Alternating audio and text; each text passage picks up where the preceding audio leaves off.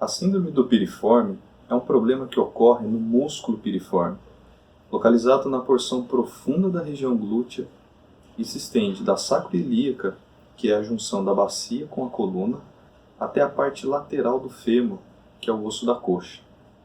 Normalmente o que acontece é um espasmo ou uma contratura desse músculo, ou seja, uma contração intensa e vigorosa que pode doer apenas por esse motivo, ou então causar também uma irritação do nervo ciático e ainda uma compressão desse nervo, que passa bem junto ao músculo piriforme. Por isso, os sintomas que aparecem na síndrome do piriforme vão desde uma dor no glúteo, que pode se irradiar até a coxa ou panturrilha, e se estender até o pé.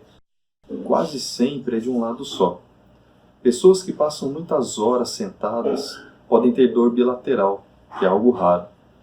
Vejam que essas características lembram muito os sintomas de uma hérnia de disco lombar, causando muita confusão em alguns casos.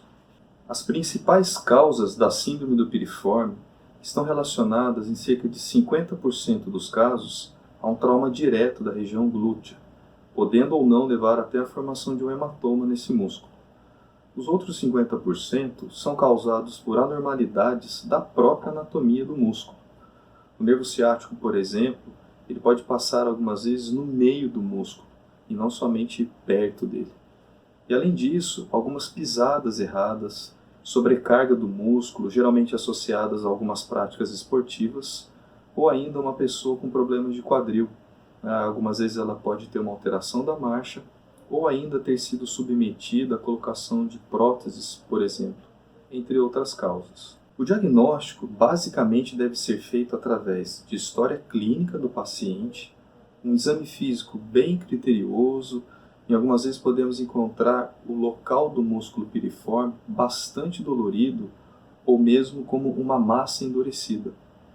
Além de exames por imagem, como raio-x, ultrassom, ressonância magnética, para podermos descartar lesões da coluna, como uma hérnia de disco lombar, e lesões do quadril, como sendo possíveis causas da dor. Algumas vezes, ficamos em dúvida se o paciente tem ou não a síndrome do piriforme. Nesses casos, o bloqueio com anestésico local será necessário para descartar ou confirmar o diagnóstico. O tratamento consiste, na maioria dos casos, em associar analgésicos, anti-inflamatórios e fisioterapia. O fisioterapeuta vai fazer alongamentos específicos, podendo associar terapias manuais, calor, ultrassom, estimulação elétrica, além de ajustar posturas e possíveis fraquezas ou mesmo alguns desbalanços nos músculos da região glútea. Se isso não melhorar a dor, ou no caso de uma dor intensa que não permita o trabalho ideal do fisioterapeuta, podemos realizar o bloqueio do piriforme através de anestésico local com ou sem a toxina botulínica. Raramente o tratamento cirúrgico será necessário. Concluindo, trata-se de um problema que vem atingindo cada vez mais pessoas e, apesar de não ser tão frequente quanto a hérnia de disco lombar, pode ser confundida em seu diagnóstico. A maioria dos casos irá melhorar com analgésicos e fisioterapia adequada.